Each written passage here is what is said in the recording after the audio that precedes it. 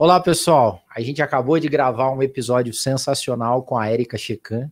Se bem que a gente sempre fala que os episódios são sensacionais. São mesmo. Mas esse em especial, além de sensacional, foi muito, mas muito profundo. A Érica é responsável pela capelania hospitalar, dos cuidados no Hospital do Rossio, e a gente falou sobre profundidade, finitude, vocação, trabalho em época pandêmica. Tá recheado de coisa boa, não perde não. Tinha o paciente e o resto máquina. A gente não tem noção da maravilha que é o corpo humano. Mas cadê a alma? Olá, estamos começando mais um Work for Soul podcast. Seja bem-vindo. Vai chegando no vídeo, vai deixando seu like, vai fazendo sua inscrição para o canal e compartilhando, gente. Compartilhe o conteúdo. Nós estamos aqui toda semana com papos construtivos no mundo do trabalho, colocando uma luz de espiritualidade, de propósito, de sentido, para que a gente possa refletir esse tema sobre outro aspecto, não é mesmo, meu amigo Adeildo Nascimento? E antes de tudo, eu vou precisar falar, gente, olha, nós estamos gravando, você está vendo esse episódio agora, mas nós estamos gravando no dia 8 de junho. É a data que meu amigo Adeildo faz 24 primaveras em cada perninha dele. Gente, muito especial. Já comemos um bolo aqui na Select, cantamos parabéns para o Adeildo. E olha que curioso, gente. O Adeildo tem um filho, que é o João. E sabe que dia que o João nasceu? Hoje. 8 de junho. Hoje o Adeildo faz aniversário e o filho dele também, gente. É muito legal. Então, bem-vindo, meu amigo Adeildo, e feliz aniversário. Obrigado, Márcio. Pô, e valeu, hein, cara. Olha, eu tô trabalhando hoje desde cedo e agora a gente tá gravando de noite.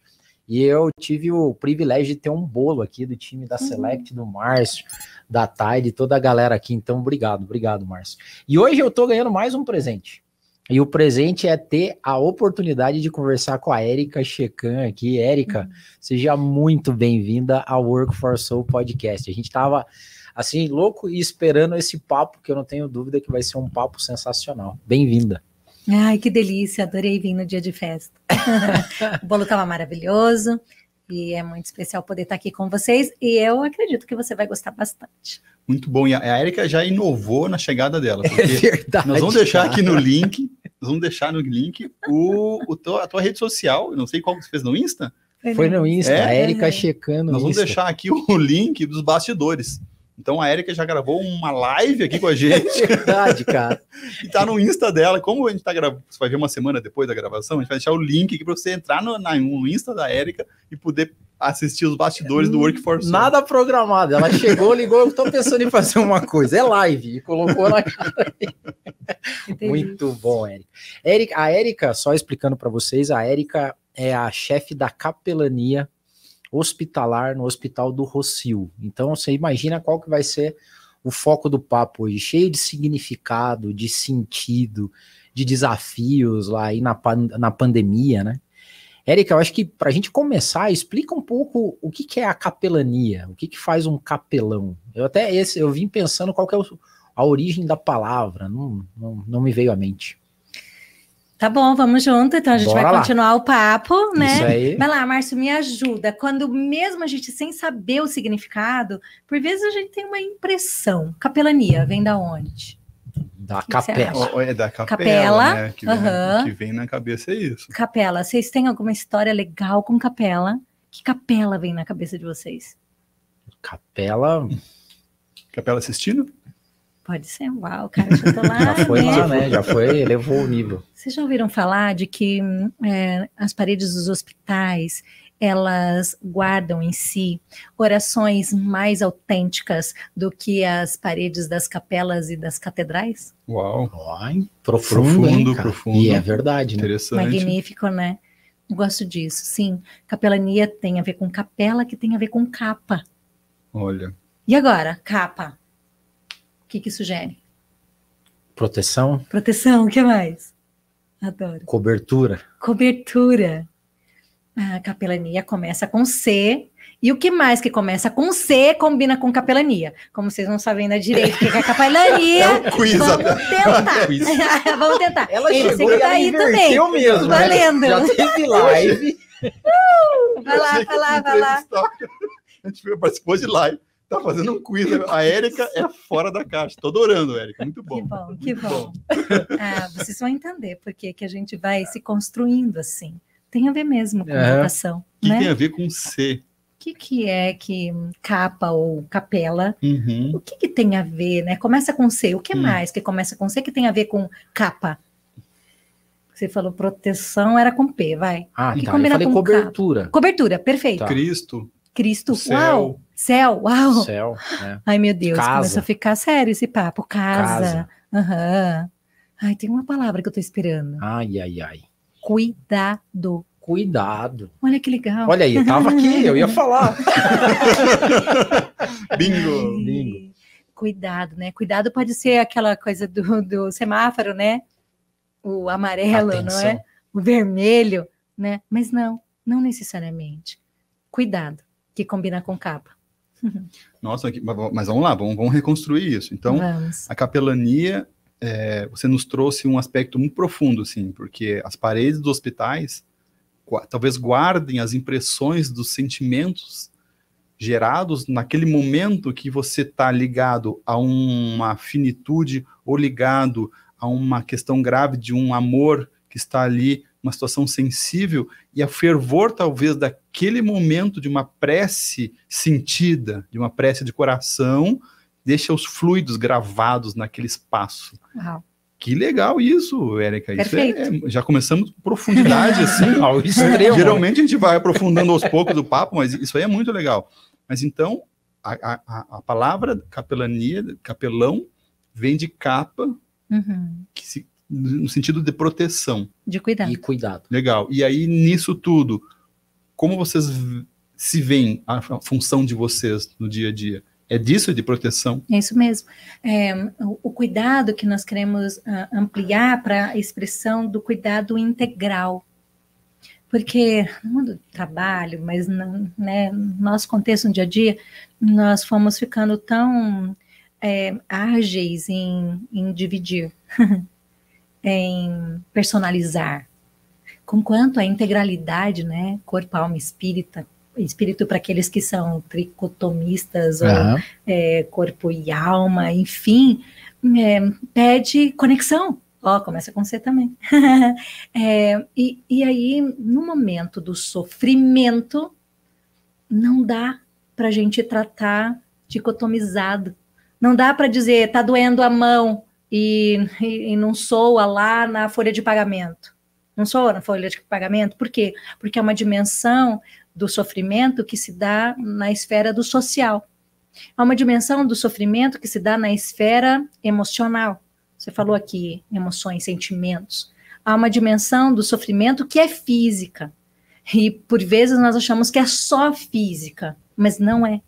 E há uma dimensão, e talvez o eixo do cuidado que se dá no sofrimento espiritual, que é justamente esta expressão em busca de porquê, em busca de agora, o que vai acontecer daqui a pouco?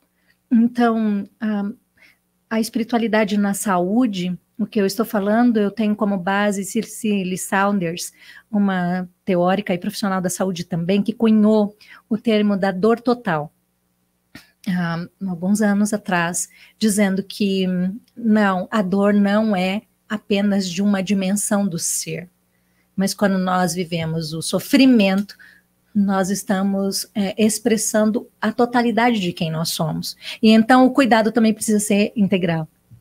E quando temos na área da saúde os que vêm do modelo médico, do modelo específico, até porque a ciência vai fazer assim, é o mesmo protocolo para todos, puxa, nós nos encontramos com uma pandemia que derruba algumas das nossas verdades, derruba alguns dos nossos protocolos e nos faz o que Jung diz, diante de uma pessoa humana, domine todas as técnicas, conheça todas as tecnologias, mas diante de um outro, você seja apenas ou seja, diante do outro, seja apenas mais uma alma. Então nós estamos falando de uma essência, deste eixo que nos ajuda a organizar, a integrar a totalidade de quem nós somos. Faz sentido? Total. E como é assim, Érica, para a gente entender um pouco mais na prática, né? O capelão sempre teve no hospital para dar o cuidado, né? A capa ali, né? Ser a conexão do paciente. E com a pandemia, o hospital também teve um pouco dessa necessidade, porque virou, assim, conta pra gente como é que foi esse período de pandemia num hospital. Tá. Deixa eu só falar historicamente bem simples isso, né? O capelão no hospital. Não foi sempre assim, né? Na verdade, a gente deveria falar um pouquinho da origem do que é o hospital. A palavra hospital vem de hóspede, né? De hospedaria, de acolher, de cuidar. Olha que legal isso, né? Conquanto a profissão, né? Que vai ter condições de oferecer esse serviço no nosso país ainda é uma profissão não regulamentada. Então nós temos uma diversidade, né, de experiências e, enfim, de práticas e também. práticas, exatamente. Então, no país, nós temos a capelania militar. Queria dizer isso, nós temos um sem número de capelanias. Uma delas que eu sou apaixonada é a capelania empresarial, é a capelania do mundo do trabalho. Porque também não acontece só lá no hospital, mas quantos são os que estão vivendo situações de saúde e que o remedinho não é suficiente, ou que mesmo a psicoterapia é um recurso, mas também não é suficiente. Mas é papo por outro dia. Hoje a gente vai conversar um pouquinho mais, né, do cuidado espiritual no mundo da saúde. Tudo bem? Aplicado, beleza. Então, nós vamos ter, sim, essa coisa do capelão é quem leva a capa. Isso se deu, historicamente, por um mito, ou, de fato, aconteceu. Martin de Tours, ele teria encontrado, numa noite gelada na França, 1800 e alguma coisa, alguém sofrendo, e ele morreria, né, por não estar bem agasalhado. E ele era um soldado, e do alto do seu cavalo, ele enxerga o homem em situação de rua, e ele tem um ímpeto, rasga a capa e entrega a capa para esse transeunte. À noite, segundo o relato, ele tem um sonho. E no sonho ele escuta Cristo, que começa com C, conforme sua indicação, e ele teria escutado que quando ele entregou a capa, de fato, ele estava entregando para Cristo. E é uma referência bíblica, inclusive, lá em Mateus 25:36, estive doente, vocês cuidaram de mim. Tive fome, vocês me deram de comer. Tive sede, vocês me deram de beber. Estava nu, vocês me vestiram. Mas ele teve uma experiência espiritual tão significativa que ele quis sair, né, enquanto soldado do seu trabalho, para que ele pudesse, então, acolher os soldados na perspectiva espiritual. Bom, assim começou a capelania no mundo. Quando ele morreu, como temos aí, né, a tradição católica, aquela capa, ela veio para uma capelinha. E a capelinha, as capelinhas que temos hoje, alguns historiadores vão dizer que também teve essa mesma origem. A capelinha ficava passeando, né? E aonde a capelinha chegava era um momento de reza, um momento de conexão com Deus. Então, daí o capelão, quem era o capelão? O que levava a capelinha. Entendi. E que, historicamente, ficou sob o cuidado, então, do sacerdote. Agora, cuidado espiritual e prática religiosa são duas abordagens que se complementam, mas que têm a sua singularidade. Então, eu não sou, né, sacerdotisa, sob a perspectiva da confissão católica apostólica romana. Nós temos um direito constitucional, e aí é para todos nós, isso é muito importante até saber, de que qualquer pessoa em situação de internamento, seja hospitalar, seja prisional, etc., ela tem direito a receber a assistência religiosa. Então, uau, né, vem da nossa Constituição, o Estado é laico, é fato, mas nós consideramos que há necessidade de um tipo de acolhimento, de serviço, né? E aí, no ambiente hospitalar, este acolhimento, ele é feito por profissionais e é feito por uma cama, um número na verdade, um sem número, né, de pessoas que se voluntariam para estar ao lado de quem está sofrendo. Nós pensamos geralmente que é o paciente, né, o ícone é o paciente, mas eu trago emprestado dos cuidados paliativos a percepção de que paciente e familiar são uma unidade indivisível.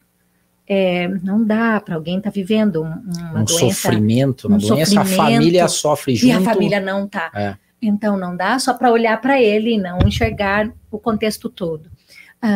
Também sempre vemos, pelo menos posso dizer na esfera de como trabalho, o profissional como foco também da nossa atenção. Então, antes da pandemia, nós já tínhamos um foco no profissional. Mas na pandemia, uau! Isso exacerbou, né? É aí que eu queria chegar. Ou seja, o profissional de saúde também se viu diante de uma situação que até então ele não tinha vivido, né? Ou a exposição, você até falou um pouco antes, né? E é interessante isso. Antes, o profissional de saúde, era ele que tinha a resposta e ele meio que tinha uma barreira, né? Supostamente uma barreira. E, de repente, ele também ficou exposto à própria doença, à possibilidade de morrer, e ele estava lá. Então, voltando à pergunta, como é que foi viver isso na pandemia lá no hospital? Você vai amar a minha resposta, vocês. Eu não fiz pesquisa, mas os que lá ficaram, na sua grande maioria, por um senso de vocação. Eu imagino, eu não tenho dúvida nenhuma nisso. Mas é que a gente fala de vocação muito teoricamente, né? Ou seja, agora aquilo ali é a vocação colocada na prática máxima. O state of art da vocação, porque aí já vai para missão, né? Ele já entra num âmbito de missão, porque eram profissionais missionários, um campo de guerra, numa insegurança, sob pressão, indefinições, então os elementos se somaram, né? E a família, eu lembro, porque eu tenho uma profissional de saúde em casa, né? Minha irmã é enfermeira, e tem, assim, o aspecto de você como familiar vendo a sua mãe, a sua esposa, o seu esposo, o seu filho, que é profissional da saúde, quando tá todo mundo em casa, se escondendo do vírus, ele tá todo dia cedo levantando e enfrentando. Então, conta pra gente, Érica, porque deve tá recheado de histórias bacanas aí e inspiradoras. Eu me lembro, então, no exercício da minha vocação e como serviço ali, nós recebemos primeiro um convite a nos retirarmos da instituição. Por quê? Dos vários decretos aqui no Paraná, um deles restringiu a presença das famílias, dos religiosos e dos voluntários no ambiente de saúde. E aquela foi uma experiência, não está errada essa postura, mas fomos convidados a nos retirar, ou seja, vocês não fazem parte, né? Mas nós não estávamos aqui conversando dessa integralidade, mas na hora do vamos ver, né? E então tem um particular, né, pessoalmente, de ter tido uma experiência, não vou entrar em tantos detalhes neste momento, mas de poder ir em casa. Nós vivíamos uma experiência. Jacob, meu esposo, que eu honro mais uma vez, ele estava terminando um tratamento oncológico. Então, ele também estava no público de risco. A grande maioria dos voluntários também era um público de risco. Se nós fizermos um levantamento, né, de quem são voluntários, não são aqueles que numa terça-feira, 2 horas da tarde, estão no ambiente de trabalho. Okay? Tem mais tempo livre. Teoricamente, tem mais idade. Tem mais idade. Mais comorbidades. Então, eles também estavam em risco, né, maior população de risco, né, grupo de risco. E eu me lembro de ter tido a minha experiência, de dizer, eu preciso estar aqui. Nós mudamos, enquanto o Hospital do Rocio, nós fomos um dos hospitais referência no cuidado de Covid durante a pandemia. E em pouquíssimas horas, o hospital foi remodelado, para termos as áreas Covid, as áreas não Covid, isso logo no início da pandemia. E num dos treinamentos ali, de ver como ia ser, meu coração, ele queimava, E eu dizia, Deus, eu quero estar aqui, eu quero. Mas, assim como os outros profissionais, eu também lidei com uma crise. Tá, eu vou cuidar dos outros e o meu marido vai estar correndo um risco, né? E aí, claro, e agora, o que a gente faz? Eu me lembro de ter chegado em casa e era aquele período em que a gente quase deixava tudo fora, entrava a alma para dentro da casa. E eu estava tomando banho e conversando, né, orando ali. Acho que as paredes do banheiro também, elas eram orações extraordinárias, pelo menos as da minha casa. E então, se confundiam, acho que as minhas lágrimas com a água do chuveiro. E eu fiquei me lembrando da minha trajetória, percebendo que na própria história da capelania, ela se deu na guerra, né? Então, não só a história que eu contei, mas depois o serviço de capelania, dizendo, Deus, eu quero estar lá. E aí eu conversei ali, né? Ai, Deus, que tal o senhor dar um sonho para o meu marido? Fala com ele, né? Enfim, mas do banheiro até a nossa sala ali, nosso espaço de convivência, nós fomos nos alimentar e ele disse, bem, conta como foi lá hoje. Eu comecei a contar, e gente vocacionada, é apaixonado, né? O olho brilha. E ele disse, você precisa estar lá. E eu parei e pensei comigo, como assim? Preciso estar lá, dentro da minha alma, na minha consciência. Eu disse, Espírito Santo, o senhor já falou com ele, nem dormiu? A gente querendo dar dica, né?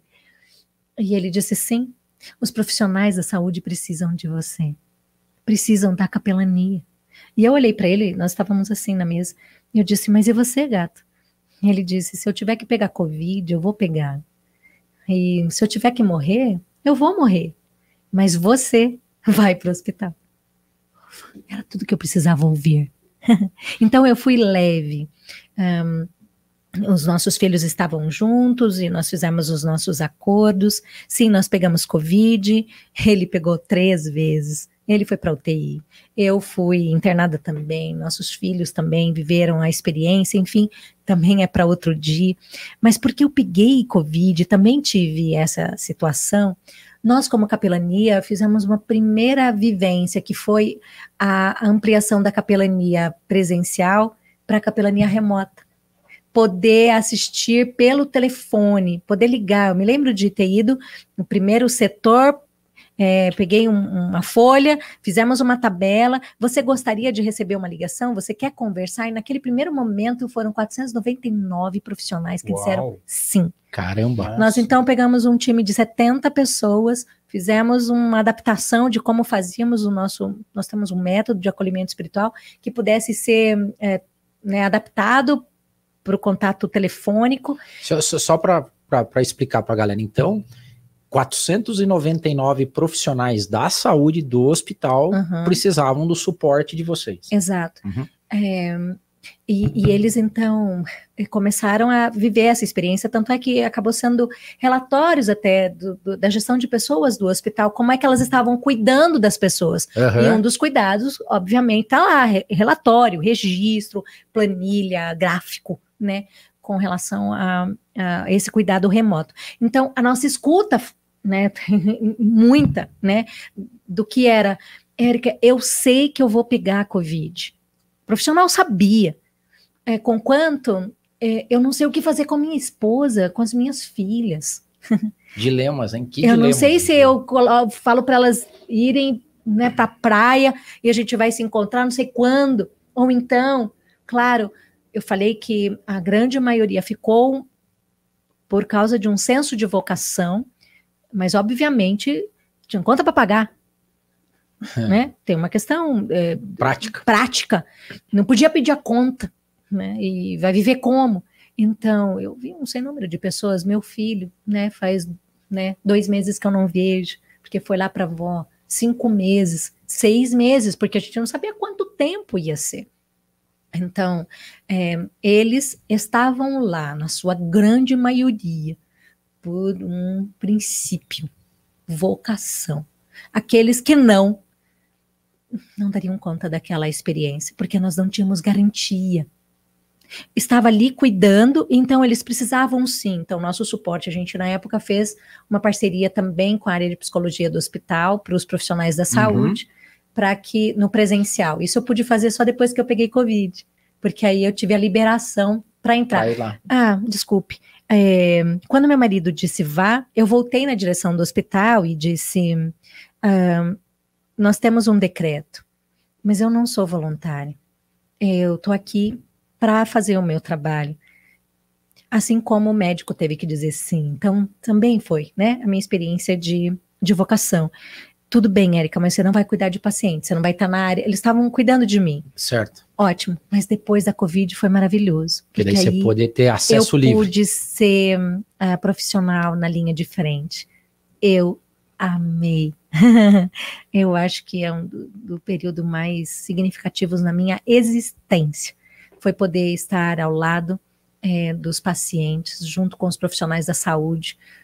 De fato, eu não estou falando de uma teoria desse eixo da espiritualidade, mas eu vi, eu ouvi, eu experimentei. Claro que a gente tem nossos filtros, senão nós não daríamos conta, mas que experiência sensacional compreender que a necessidade de humanização ela é uma volta à nossa origem, de sermos gente que se importa, gente que de fato está disposto a entregar a vida em prol do outro. Eu não estou romantizando, eu vi isso.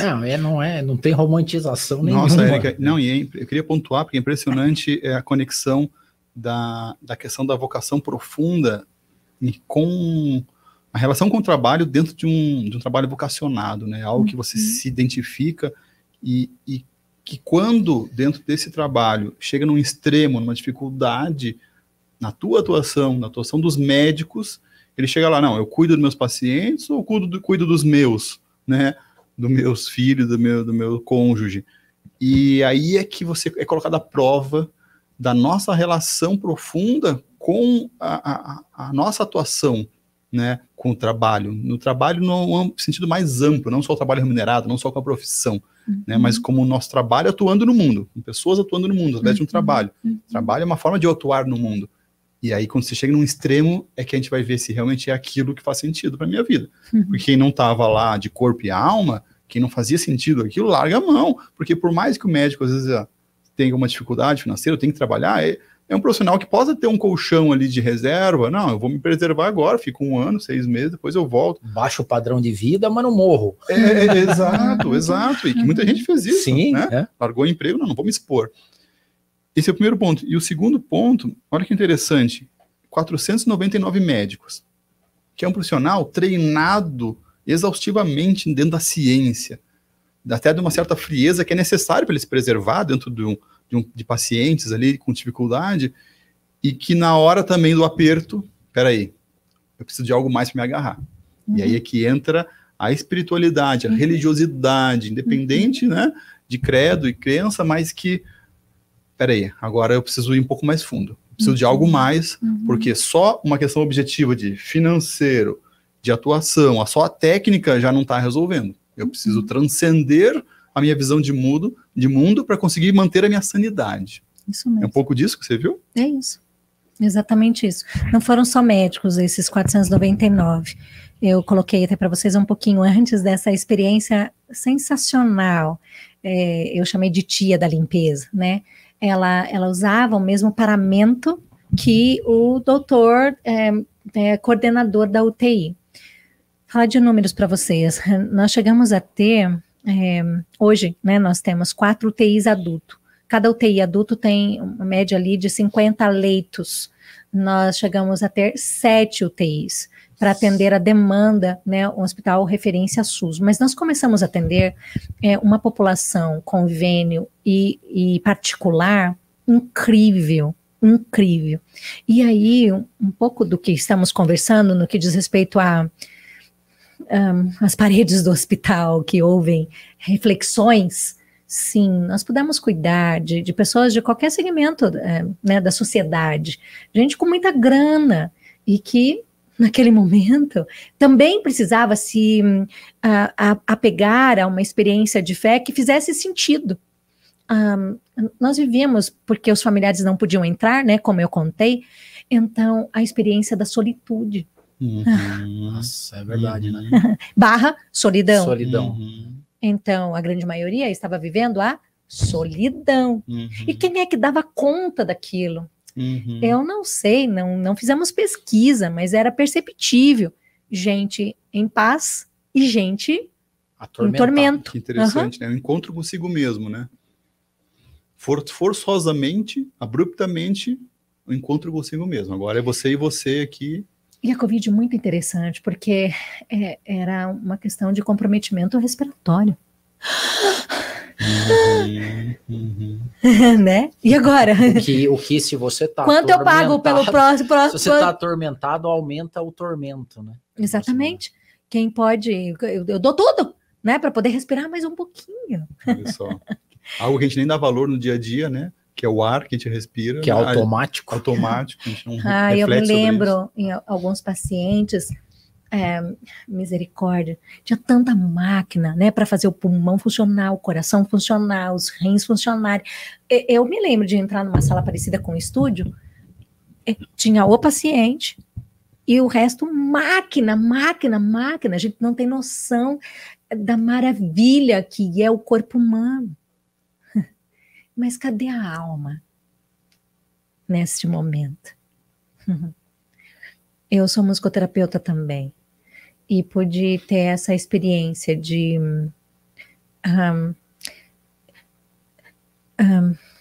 tentar pelo som identificar algo que a gente não conseguia de fato medir. Mas o paciente está entubado e quando ele ouve uma canção, há uma resposta. Há uma resposta. Nem sempre como gostaríamos, inclusive, mas estavam lá. Me lembro, por exemplo, de um homem, né? E aí eu cheguei perto, então eu usei muito. Eu não podia estar com os músicos que por vezes estão conosco, mas eu fiz do JBL minha banda, né? Meu Spotify e tudo mais, dentro do possível, nós fazíamos continuamos fazendo a capelania remota para identificar qual era a trilha sonora, né, do paciente, para tentar comunicar com ele. Que maravilhoso, enfim. Isso, hein? E esse rapaz foi muito interessante, porque eu comecei a cantar, e às vezes eu estava ali sozinha, a capela, e nada. E aí a gente pedia para a família mandar áudios.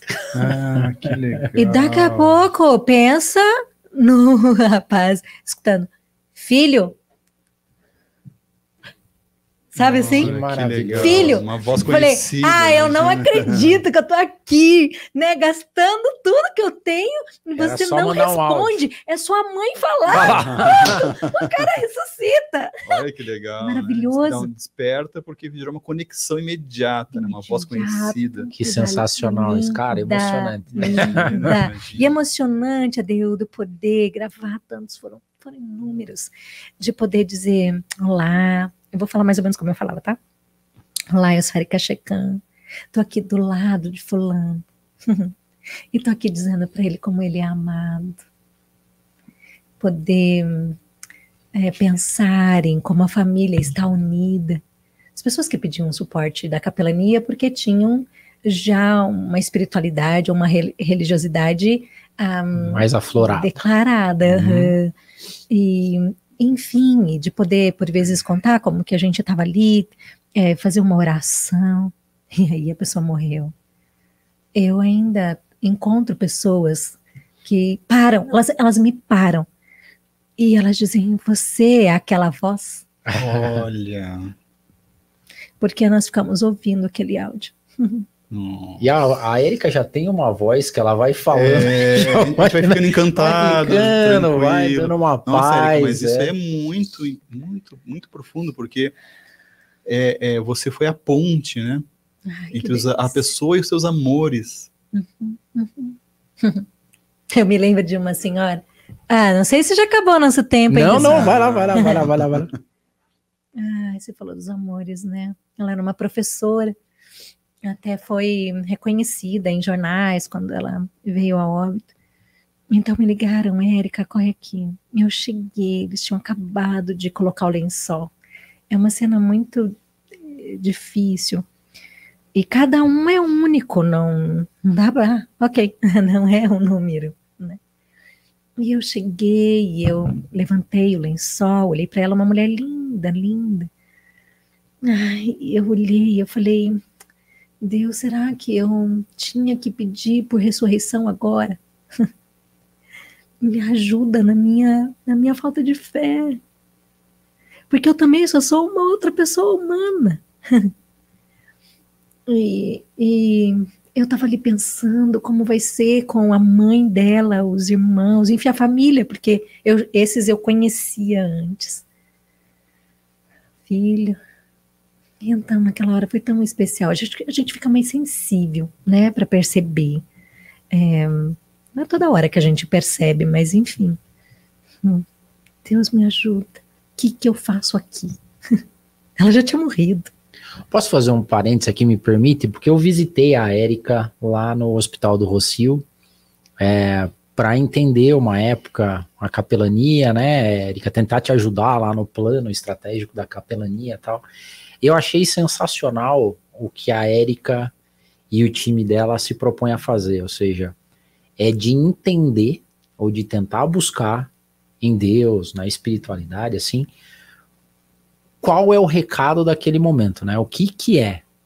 Porque tem horas que é a morte mesmo, né? Que é para ser a morte. Tem horas que é para conectar pessoas. Tem horas que é para ser curado. Tem horas que é para passar por aquilo. Então, só fazer esse parênteses que tem um diagnóstico espiritual, vamos dizer assim, de entender o que aquele momento significa, né? Então, nossa, eu ia puxar justamente, eu ia puxar nessa linha aí, que é ver esse momento dentro da providência divina. Né? Independente da crença da pessoa, se você crê em Deus, você sabe que não cai uma folha de uma árvore que não é a vontade de Deus. Então, existe um porquê. E esse porquê... buscar o porquê. Essa busca do porquê, uma delas, né, Érica, é muito essa conexão mais profunda entre os seus, porque você consegue, muitas vezes, em famílias desestruturadas, com dificuldades, unir diante de uma dificuldade, uma doença, de um falecimento. Então, é uma oportunidade de um extremo, mas que tem uma providência, tem um porquê, que é justamente unir aquelas pessoas. E se a gente expandir isso num âmbito um pouco maior, né, todas as dificuldades da nossa vida, de alguma forma, se a gente vê por um propósito, não, existe um porquê nisso, vai ter uma aprendizagem. Sim. Senão, eu vou cair no vitimismo. Então, assim, como que é legal essa conexão, essa busca, essa conexão desses porquês? Como é que você desenvolve isso? E a gente só voltar porque a gente cortou ela, senão o pessoal vai bater a gente, porque ela estava ali no auge da história, eu cortei ela. Mas daí ótimo. A professora, daí você descobriu, aí você ficou tentando buscar o porquê. Deus, o que eu faço aqui? Né? Um profissional da saúde que não está na área da capelania, ele já sabe o que fazer. O protocolo já está pronto. Mas é justamente esse diferencial no cuidado espiritual. A gente não sabe. Então a gente espera que, de alguma maneira, a gente seja movido. E aquele dia foi muito especial, porque eu escutei dentro de mim dizendo, não precisa, Érica, ela está bem. Eu perguntei, Deus, eu precisava ter fé, né? Para pedir que ela ressuscitasse. Era o desejo do meu coração. Mas ele disse, não precisa, ela está bem. E essa foi uma palavra de consolo para a família, né? Que é o que você traz. Buscou o porquê. Para dizer, eu não tenho um porquê, mas o que eu tenho ela está bem. O porquê ela talvez não é, mas assim, a definição de que era para ser. E aí foi muito legal que a gente acabou construindo um outro recurso, ainda remoto, que nós chamamos de memorial ente querido. Nós percebemos que as pessoas estavam sofrendo muito. Na verdade, a gente tem um pós-pandêmico aí de um índice bem desafiador no que diz respeito à saúde mental, né? E com essa família, o que nós propusemos? como ela era essa professora e tudo mais, fazer uma reunião no Zoom em que os alunos dela entraram, família entrou e tudo muito mais. E aí eles puderam, de alguma maneira, fazer o closure, né, o fechamento, fazer a despedida, a homenagem, né? E aquilo foi sensacional, sensacional, porque, enfim, foi mais de 1 hora, porque a gente, né, deu um limite, mas gerar um memorial no meio da dor que promova esperança, que favoreça a continuidade, que favoreça a gente caminhar, né? Então, eu falei da alta celebrada. Quero contar a história da alta celebrada. Você não falou aqui ao vivo, no ar, né? Okay. A alta celebrada, anota aí. Mas do memorial, ente querido, foram vários os memoriais, e aí podiam entrar pessoas que estivessem em qualquer lugar, né, no país, no mundo. Foi muito especial também ter esses momentos que basicamente era isso, eram as pessoas falando, né, de quem tinha morrido, contando as histórias, e a gente tendo uma reflexão e depois podendo ter um momento de oração comum. Não necessariamente era uma cerimônia, não era uma cerimônia religiosa, né? Eu queria dizer que não precisava ter necessariamente um sacerdote, alguém assim, mas era uma experiência de cuidado, de capa, de capela. Então, não só as paredes dos hospitais, mas sim, até mesmo uma reunião Zoom se transformava numa catedral. E você sente antes de entrar nessa outra linha, você sente muita inspiração, porque hoje, na tua atuação, eu pergunto, porque hoje já se fala mais disso com menos tabu. Já se fala, inclusive, em gestão, por exemplo, um gestor, um empresário, na tomada de decisão, você desenvolveu o teu senso, uma sensibilidade um pouco mais ampliada de ter decisões racionalizadas, com indicadores, dashboard, números, dados, e decisões por inspiração. Que é o arcabouço de tudo que se foi acumulando, aquilo aflora, e ainda, quem crê, né, também uma inspiração maior, mais do alto, assim. Você sente muito isso na tua atuação? Sem dúvida. O tempo todo. Eu acho que eu só estou no lugar onde eu estou, né? E essa não é uma particularidade para mim, mas se a gente continuar ali na percepção de vocação, né? De considerar, sim, eu chamo de dons, e é algo que a gente recebe mesmo de Deus e que cultiva, e tem a responsabilidade de fazer isso. Eu não sou, pelo menos dentro da minha percepção, uma marionete, né? Era isso, então eu abri a boca e foi Deus que foi falando, não necessariamente, mas eu me vejo trabalhando junto com Deus. Aliás, eu adoro pensar nisso. Foi minha primeira reflexão. Você fez uma reflexão pra gente logo no começo da pandemia. Eu procurei, mandei um vídeo. Eu procurei alguns amigos, justamente para que a gente mandasse como motivacional para os próprios profissionais da saúde. É verdade. E eu lembro que a minha foi justamente dizendo isso, que o pai está trabalhando e eu trabalho também. Então, enxergar que o nosso trabalho é trabalho. Uau, que maravilhoso isso. Não é só alguma coisa que vem de maneira mística e, né, que eu não estou comprometido com aquilo. É interessante, né, Adeudo, porque quando a gente amplia a nossa leitura e nossa visão sobre a relação com o trabalho, né, numa relação mais profunda com o trabalho, nós abrimos campo para essa inspiração.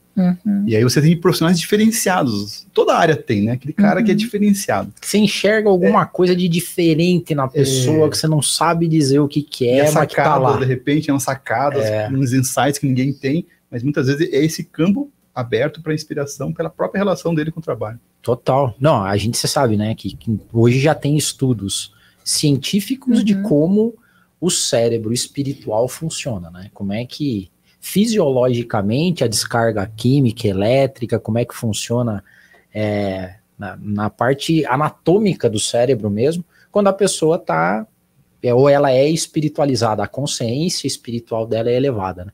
Pra gente não perder alta celebrada, que a gente estava em casa e a gente ficava vendo pela TV as primeiras altas, as primeiras pessoas que venceram o Covid, né? Conta pra gente a história que você contou. Eu vou contar e quero falar a partir de um valor, já que vocês são, né, da área.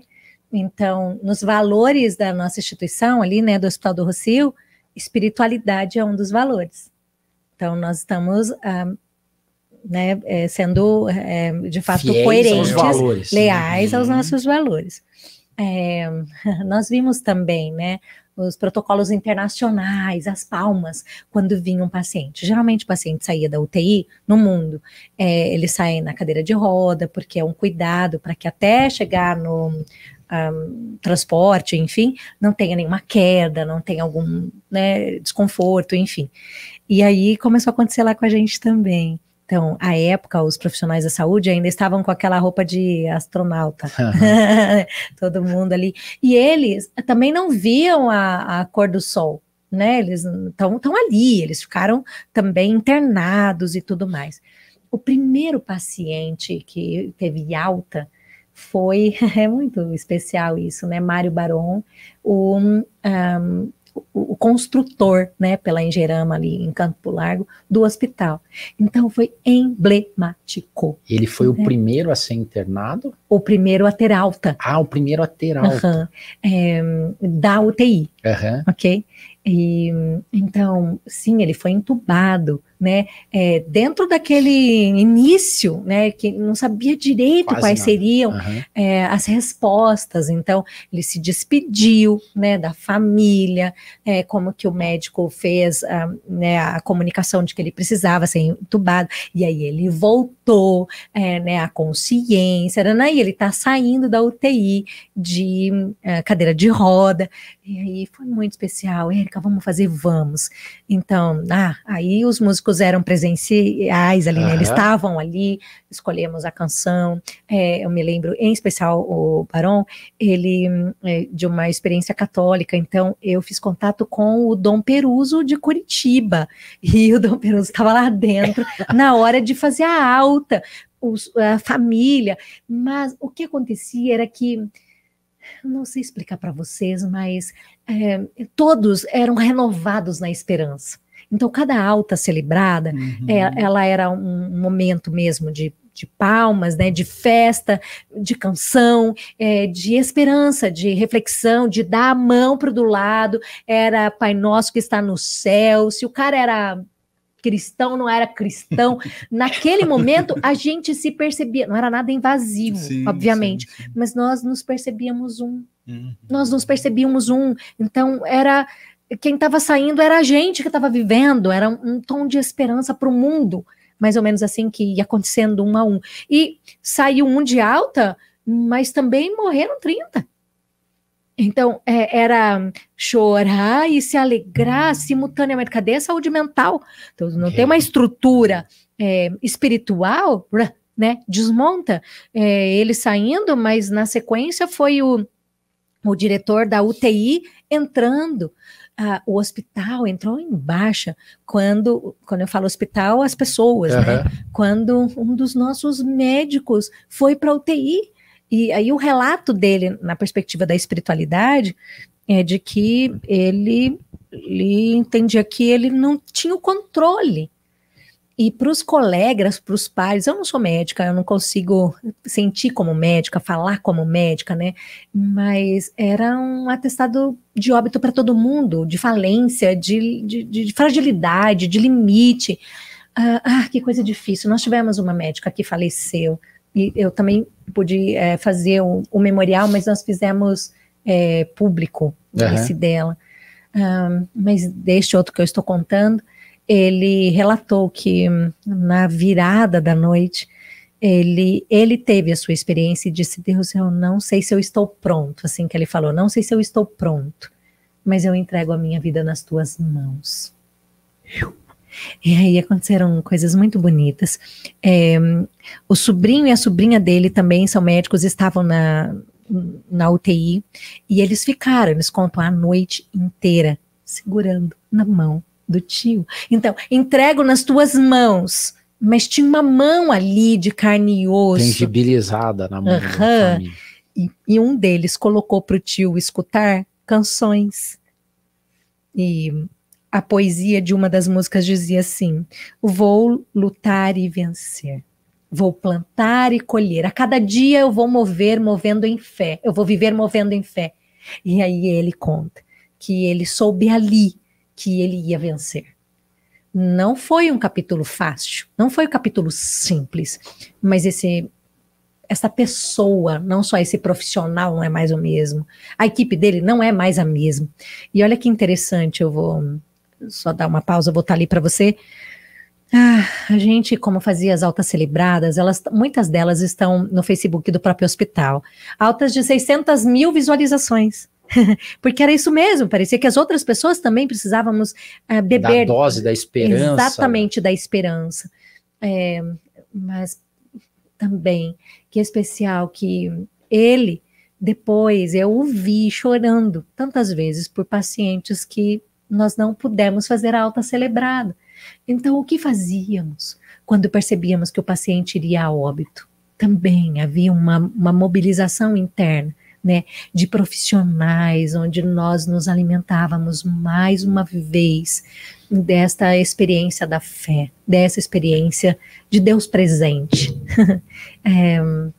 São inúmeras as experiências, mas uma que foi muito doída para nós foi quando morreu o prefeito de Campo Largo. Eu disse que nós cuidamos de muitos pacientes que então, no mundo do trabalho, tinham papel relevante. Um papel relevante. Um deles foi o prefeito Marcelo Pupi. Puxa, foi um mês. Poder estar com ele, né, eu pessoalmente quase todos os dias, um privilégio. Não é mais privilégio do que estar com um morador em situação de rua, que eu também estava, ok? Conquanto nas reflexões poder escutar o que aquele homem desejava, né, no leito. Quais eram as suas expressões, então, de valores, de sentido, de significados, poder trazer dignidade para ele ali. Enfim, são experiências que nos tornam mais gente, nos tornam mais plenos, e viver a experiência da finitude, viver a experiência da morte, ela de fato é um convite a celebrar a vida. Que estão celebrando hoje a sua vida. Você viu? Meu amigo. Não, eu falei 48 aninhos hoje. E um presente o episódio. E um presente mesmo, porque como que é bonito as reflexões à margem da finitude, porque é um exercício da essência, do que nós somos na essência. De conexão, porque aí não faz a diferença, né? Se é o mendigo, se é o prefeito, se é o presidente, não importa, né? A gente volta para entender que todos somos irmãos, então você acaba caindo em reflexões que parecem tão óbvias, mas que a gente precisa da vivência profunda, porque no dia a dia a gente vai vivendo terra a terra, não é? Vivendo o dia a dia, aquela correria. Hoje o Odaildo, do dia do aniversário dele, saiu cedo, né? Nem viu a esposa dele de manhã, correria, mas a gente que tem um pouco mais de espiritualidade, às vezes para lá, faz a oração dele, se conecta, tem gente que não, você passa nesse dia a dia, todo dia que nem esse, correndo, sem refletir de forma mais profunda sobre essa minha jornada terrestre. E aí, quando você tem essa vivência com uma pessoa que está no leito de morte, as reflexões vão para o que importa na vida. Isso. Ninguém lembra, puxa, não fiz aquele relatório importante da empresa. Não é disso que se trata, né? E outro exercício que eu acho sensacional com essa relação com a morte é a humildade. Porque a humildade é uma das questões mais difíceis da gente exercitar e desenvolver, né? Porque diz respeito a reduzir o egoísmo. Então, quando a gente está ali, meu amigo, agora é você e você, na solitude. Você caixão, frente à eternidade. Frente à eternidade, caixão não tem gaveta, e se você não se conectou com algo a mais durante toda a sua vida, né? O que eu me agarro nesse momento? Então, eu acho que essa humildade de ver, puxa vida, eu estou entregue aos médicos, aos profissionais da enfermagem, aos cuidados, e ver que realmente nós somos todos, né? Filho do mesmo pai, irmãos. Eu acho que não tem como não ser transformador, né, Érica? Essa vivência. Que magnífico ouvindo vocês. Agora, hoje eu que estou falando muito, né, gente? Desculpa aí. Não, essa é a intenção mesmo. Mas de fato, pessoas precisam de Deus e pessoas precisam de pessoas. Porque Deus se manifesta nessa experiência do cuidado que se dá uns aos outros. Não é algo só na esfera, na espiritosfera, né? Algo só místico. Sim, nós temos, nós entramos nesse ambiente, porque estamos falando de espiritualidade, mas ela se manifesta nas relações. Então, eu me lembro, por exemplo, de algumas falas que são muito comuns em momentos de despedida. Uma, obrigada. Obrigada, parece que perto de alguém, não sei se vocês já viveram a experiência da perda de alguém muito próximo. Não nessa situação. Uhum. Não precisa ser de Covid, mas já morreu alguém Não, mas perto, alguém muito próximo. Muito próximo, assim, não. Então, alguns estudos vão dizer que esse sentimento da gratidão, né, por quem a pessoa foi, de fato, não necessariamente pelo relatório entregue, mas pela vida partilhada.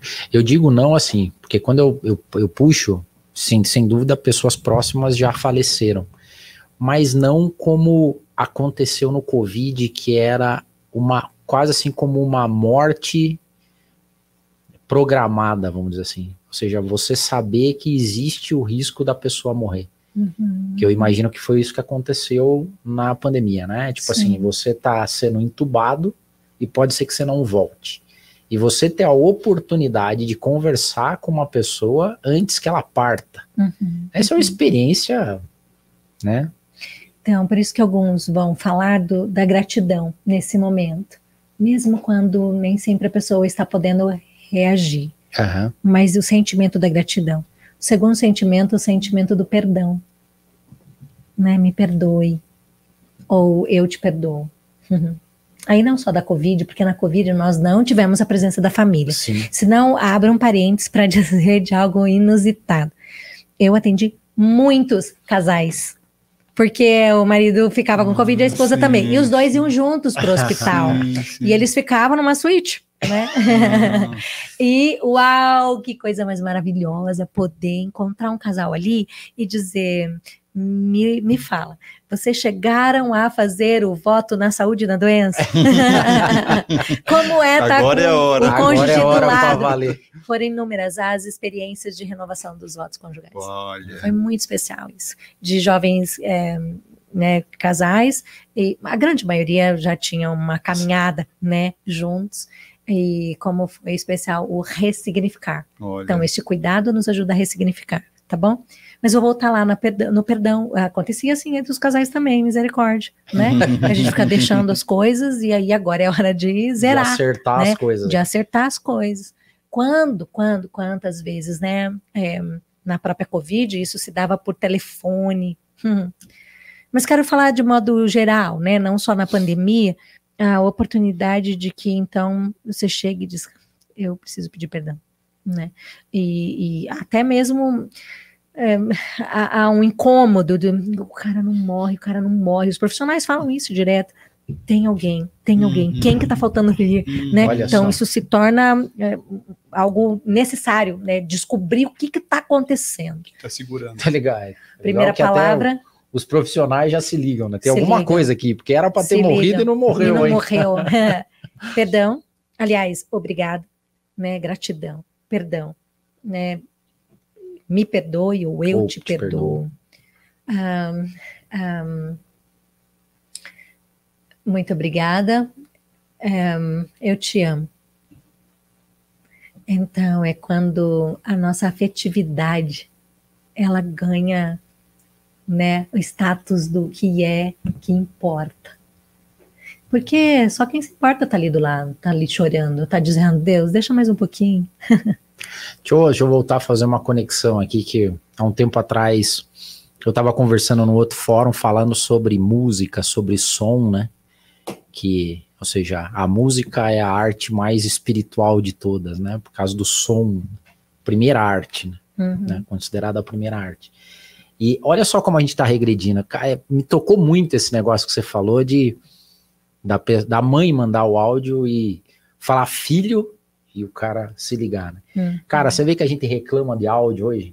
Antigamente a gente era telefone, né? Daí agora dá a impressão que ligar é falta de educação. O cara tá me ligando, pô. E a galera reclama de áudio. E reclama de áudio longo, que é podcast. Aí o cara fica lá no leito e um áudio da mãe do cara falando, filho... Ressuscita o cara. Você vê? Faz a gente refletir, né? Não reclamar tanto de áudio. Assim. Começar... E utilizar, né? E utilizar, né? Então, por isso, vou pegar aí a linguagem do afeto. Tá aí a tua esposa dizendo, né? Eu te amo. Uau. Né? No ambiente do sofrimento, eu te amo. E interessante porque esses 3 aspectos da gratidão, o perdão e o amor, né? Que você vai para a nobreza do sentimento, para a pureza do sentimento. Porque a gente vive muitas vezes em sentimentos supérfluos ao longo do dia e não nos conectamos com sentimentos profundos, né? Não valorizamos o que importa, é o ar que a gente respira, não louvamos algo bonito na natureza, a gente passa batido, a vida está correndo, né? E quando a pessoa se depara com isso, ela faz um resgate desse sentido da vida. E dentro da nossa temática aqui, Érica, a gente passa boa parte da nossa vida trabalhando. Gente, que desperdício de jornada se a pessoa está ali só trabalhando pelo dinheiro. É verdade. Né? Porque você vai buscar uma essência do sentido da vida. E se a nossa vida, boa parte, é trabalhando, que a gente possa buscar realmente algo que nos preencha minimamente ou que aprenda a gostar daquilo que está fazendo para achar algo mais, um propósito maior, um porquê mais profundo do que eu estou entregando de valor para a sociedade, para o próximo, através desse meu trabalho. Todo trabalho tem um valor profundo sendo entregue à sociedade. Só que às vezes as pessoas não estão vendo isso, estão vendo contra-cheque no final do mês. Para mim é a tangibilização, eu sempre falo isso, ou seja, o trabalho é a tangibilização da espiritualidade. Para sair da espiritosfera, é você conectar a aplicação prática, né? Então, o exemplo que você deu lá, o cara tá de coma, tá lá entubado, e ele fala, eu entrego minha vida nas tuas mãos. Só que tem alguém, velho, tem uma mão lá, que não é espiritual, é física, tá sentindo, né? Então, quando você põe o teu trabalho à disposição, é a tangibilização da espiritualidade nesse plano físico, né? Então, é muito legal isso. Tinha que fazer a nossa pergunta. É verdade, senão já tá no final. Você mas faz? Peraí, deixa eu só dar a quarta. Tem a gratidão, tem o perdão, tem o amor. Agora, imaginem que amanhã, né, não sei que horas que você vai ver esta gravação, mas você inclua estas práticas no seu dia a dia, né? De olhar para o colega do trabalho e dizer, valeu. Obrigado. Né? Obrigada. Né, eu te amo. Das mais diversas possibilidades, é um copo d'água que é tangível, né? Deste afeto. Então, nós antecipamos o céu. Eu gosto de uma frase do Spurgeon, ele diz assim, pessoas com fé levam outras até o céu, mas pessoas com uma fé mais robusta trazem o céu até as pessoas. Eu adoro isso, pensar que nós antecipamos, temos presságios do céu. A quarta é justamente sobre isso, é um adeus. É quando você consegue deixar ir, né? Bom, eu gosto de dizer até logo. Porque não penso que terminou. Senão é um até breve, né? Sim. Então, a maioria dos pacientes ou pessoas que eu tenho essa oportunidade, mesmo em velórios, a pessoa já morreu, minha última palavra é até breve. Eu espero te encontrar.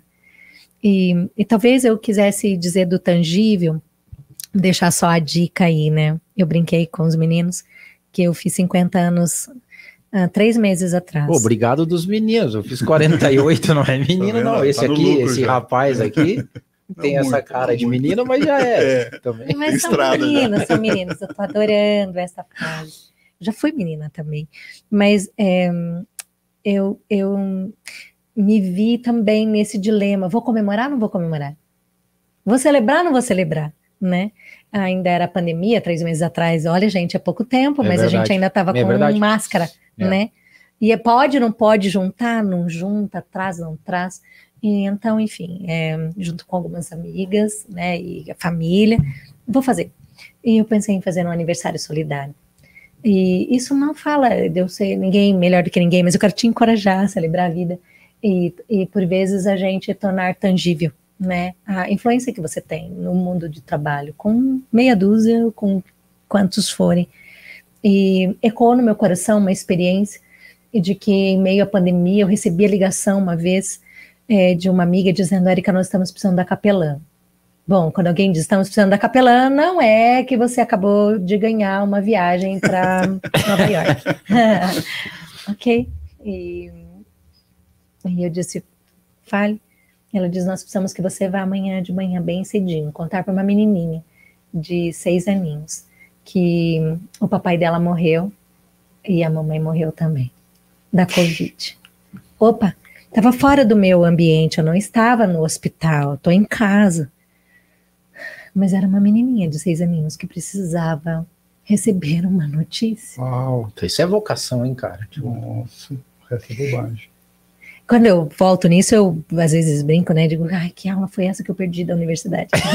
Nossa, e ensinar como que você vai contar. Qual foi o MBA que eu não fiz? Qual foi que eu não fiz? Mas naquela hora, mais uma vez, eu disse sim. Ai, como é maravilhoso quando... Qual é o conceito de vocação? Tangibilizar, né? Ah, não, quando as necessidades do mundo se encontram com a tua vocação. Que maravilhoso! Eu poder ir lá. Encurtando a história, no outro dia de manhã nós estávamos lá naquela casa. Eu, na madrugada, fui orar. Depois do telefone, na verdade, disse: Deus, eu não sei. E veio ao meu coração uma imagem. A imagem de um livro que eu tinha comprado, e o nome do livro era Rainha Esther. Eu gosto da história, é um livro bíblico, e o ilustrador era Ziraldo, o menino maluquinho. Eu disse: putz, deve ser alguma coisa boa, o cara não ia botar o nome dele aí, né, num negócio palha. E beleza, comprei para dar para alguém, mas não tinha dado ainda. A gente sempre tem, né, umas coisas que a gente faz intencionalmente, compra ali. Enfim, fui pegar o livro, e quando eu abri, a primeira frase dizia: Hadass, né, outro nome de Esther, era uma jovem órfã. Então, eu fechei o livro, não li a história, me disse: entende, Deus, não é a primeira nem a última vez que uma menina vai viver a experiência da orfandade. E para um órfão, o que é sentido de vida? Criança. Nossa. Enfim, eu já sabia que eu tinha um viés. Vou contar uma história para criança. Peguei o livro e, enfim, saindo de casa cedinho, tinha uns chocolates, sabe aqueles que vai ficar lá na painela da tua casa antes de hoje à noite, que vocês ainda vão comemorar? Que bom isso, tinha algo de casa, né? Coloquei na bolsa. Falei: deve mexer com hormônio, alguma coisa assim para deixar a guriazinha mais feliz. E música, né? Uma das pessoas que ia comigo, um pastor e músico, eu disse: Marcílio, eu levo o violão, vamos chegar com serenata. Enfim, eu tô dando esses detalhes para contar do aniversário solidário. No dia seguinte nós estávamos lá, quando entramos na sala nós começamos a tocar e estava a avó paterna e ela estava chorando, e, enfim, muito difícil nós estarmos no lugar do sofrimento. E dali a pouco ela começou a falar: meu filho me ligou e ele disse: mãe, eu tô melhorando, logo logo eu vou estar em casa. Ai, aquele pastor foi divino, porque ele pegou esse caso e ele falou: é verdade, dona Marlene, eu tô contando os nomes porque é pública essa história, e o seu filho está em casa, ele está na casa do pai. Essa foi a abordagem, nós estamos falando do até breve, né? E nós vimos aqui hoje para te contar que Elisa, sua nora, também está. Não! Não, Jesus, a minha nora! O que vai ser dessa menina? Ela olhou para o quarto, dizendo: a cada 10 minutos ela vem e pede pela mãe. Uau!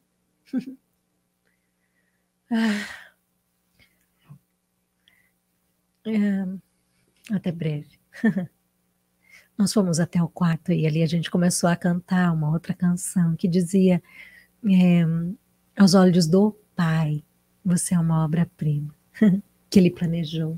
O casal, eles tinham 19 anos e de casamento, e a menininha só tinha 6, ou seja, só os últimos anos, alguma coisa assim, enfim, que eles tiveram, né, ela teve pai, mãe e filha, enfim. E de fato, ela foi acordandinho com a música, com a serenata, coçando os olhinhos e já estava à vontade de trazer para casa. Então eu fui conversando com ela sobre a capa do livro e de que nunca iria faltar o cuidado. A Esther, da história, ela foi cuidada pelo primo. E ali a família iria cuidar dela. E a história continuou. Sim, ainda hoje conversei com a dona Marlene antes de vir para cá. Estelinha já fez aniversário, que é o nome da menininha. Nós temos podido ter um amanhã. Mas dentro de mim, para o meu aniversário, ficou como estão os órfãos da Covid. Mais de 550 mil casos, cada dia tem outro número, mas enfim. E aí eu me dei conta de um dado dizendo que eles são considerados geração invisível. Vocês já ouviram falar na geração invisível? Não. Geração invisível. Sim, os órfãos da Covid. Não há notificação, não se sabe quem são estes. Hoje no Brasil nós temos cerca de 30 mil crianças e adolescentes institucionalizados, que também são os que são chamados de órfãos de pais vivos. Crianças e adolescentes que por algum motivo são retirados da sua família de origem. Enfim, o aniversário quis trazer à luz não uma geração invisível ou órfãos de pais vivos, mas uma geração de riquezas, a nova geração. E hoje que é teu aniversário, e a gente está terminando esse tempo.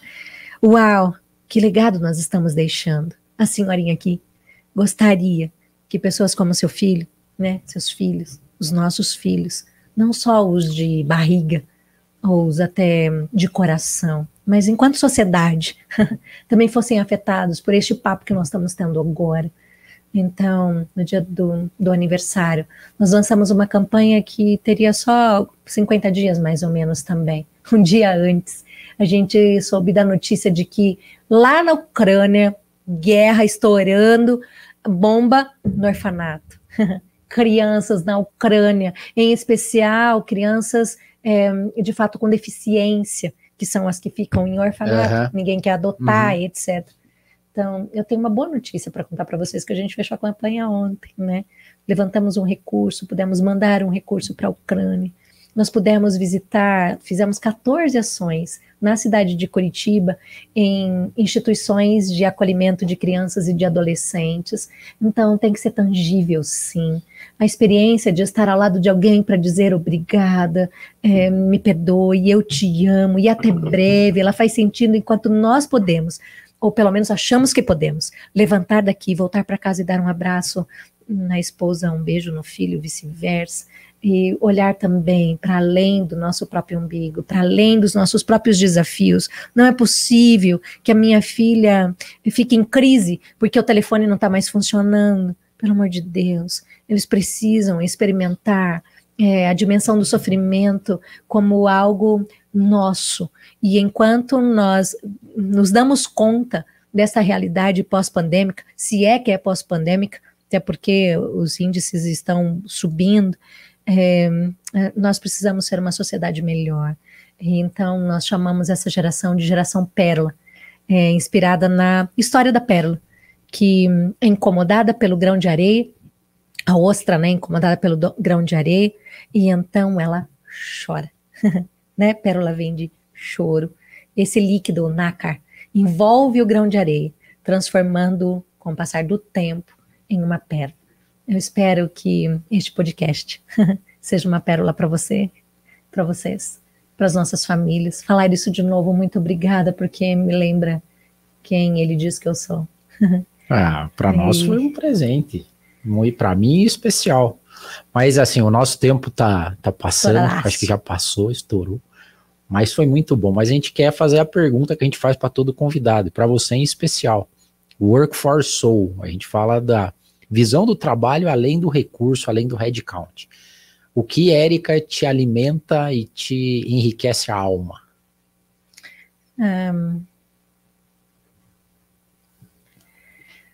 O que alimenta a minha alma é, de fato, poder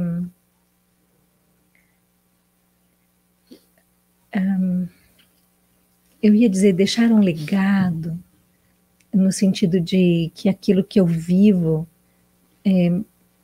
pode inspirar uma outra geração, inclusive, por isso legado. Então, talvez ter falado do Pérola alimenta a minha alma. Não tem um fim em si mesmo. Mas se eu não fosse ser poética, eu diria que o que alimenta a minha alma no trabalho é, de fato, poder dar sentido para tudo que eu faço. Se hoje fosse o último dia, teria valido a pena estar aqui. Eu diria sim. Mas você não ficaria com seu esposo? Claro, eu o amo. Seus filhos, da mesma maneira. Mas dar sentido para cada momento do meu dia é o que vai sendo suficiente. Porque acho que eu trago isso até breve. Sensacional. Muito bom, Érica. Olha, a gente teve um episódio hoje com muita profundidade, muita reflexão, sabe? A gente gosta de pensar que a cada episódio a gente possa falar algo aqui que toque as pessoas de alguma forma, provocando ela a pensar um pouco sobre aspectos que talvez ela não esteja pensando na vida dela. Então, eu acho que foi recheado de oportunidades, de reflexões profundas, e essa tua fala final foi muito bonita, porque se nós sairmos com uma possibilidade de termos uma sociedade um pouco mais fraterna e solidária, verdadeiramente, né? Então, que a gente possa tirar os aprendizados pós-pandemia, né? E não voltemos ao automático, que a gente possa realmente sair melhor do que entramos nessa jornada pandêmica aí.